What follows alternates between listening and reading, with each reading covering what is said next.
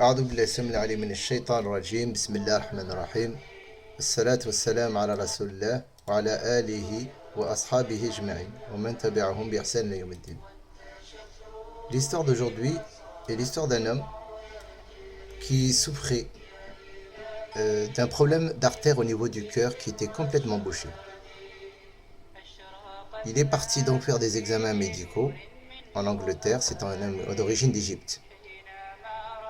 Lorsqu'il est parti en Angleterre, le médecin lui a dit « Monsieur, je dois vous garder, vous devez faire une opération d'urgence, sinon vous allez mourir. » L'homme lui dit « Écoutez monsieur, j'ai pas réglé encore mes affaires, j'ai des dettes en Égypte, je dois dire au revoir à ma famille. Si vous me dites en plus que l'opération risque de me coûter la vie, laissez-moi terminer ce que j'ai à faire. Je prends le traitement que vous me donnez et puis je reviens faire l'opération. » Donc l'homme est rentré en Égypte. Un jour, lorsqu'il discutait avec un de ses amis, il aperçoit au loin une femme qui était à côté d'un boucher. Boucher qui est en train de couper de la viande. Et vous savez, les bouchers sont toujours en train, lorsqu'ils désossent l'os, ils jettent des petits morceaux de viande qui traînent. Et il la voyait récupérer ces petits morceaux et les mettre dans un sachet. La scène l'a profondément affecté. Il s'est rapproché de cette dame et lui dit « Oh ma mère, quel est ton problème? Est-ce que je peux t'aider ?» Ah, elle lui dit « Mon fils, je te remercie, c'est gentil, mais non, il n'y a rien. »« Non, je t'en prie, dis-moi. » Elle lui dit « Écoute, j'ai 6 enfants.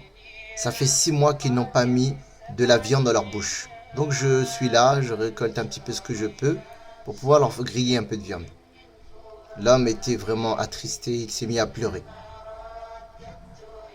Alors il a sorti un chèque. Il a dit au boucher « Je paye. » Il a dit à la mère, tu as besoin de combien par semaine? 500 grammes? Elle ne répondait pas. Elle lui dit, non, je te remercie. Il a dit, écoutez, en insistant, elle ne voulait pas. Il a dit, donnez-lui 2 kilos tous les vendredis, elle viendra les chercher. Il lui a sorti un chèque pour qu'elle puisse venir tous les vendredis pendant 1 an.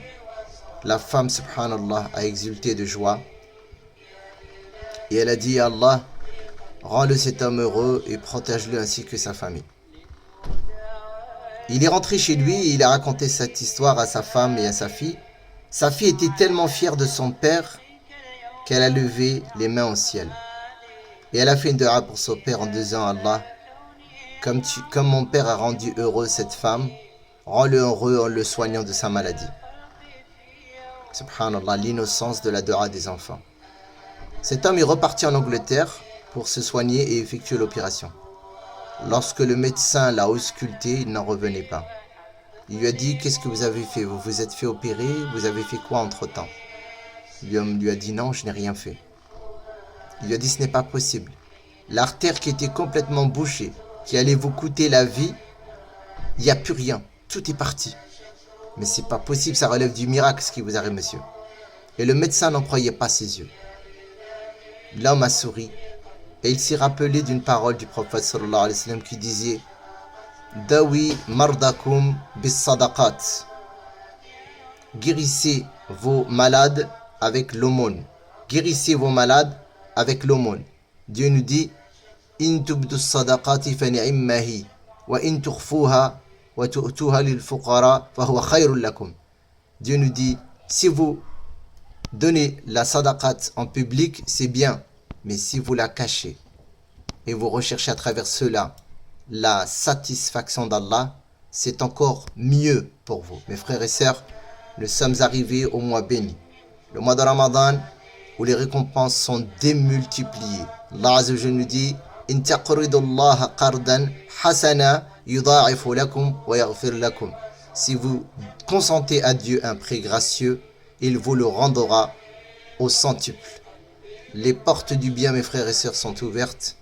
À vous d'agir intelligemment pendant ce mois béni, de profiter de la multiplication des récompenses en faisant des sadaqat à travers votre argent, à travers vos biens, à travers le temps que vous donnez pour Dieu, à travers le savoir que vous partagez, à travers l'attention, un sourire. La tahkiranna min al-ma'ruf walau shay. Le prophète Sam disait, ne néglige du bien rien, ne serait-ce que de rencontrer ton frère avec un visage détendu. un sourire, une attention, un conseil. Tout ça, c'est sadaqat. Mes frères et sœurs, profitez de ce moment. Barakallahu fikoum. Si cette vidéo vous a plu, partagez-la avec ceux que vous aimez comme je l'ai fait avec vous. N'oubliez pas de dire à ceux que vous aimez que vous les aimez. Barakallahu fikoum. N'oubliez pas dans vos doigts. Wassalamu alaikum wa rahmatullahi wa barakatuh.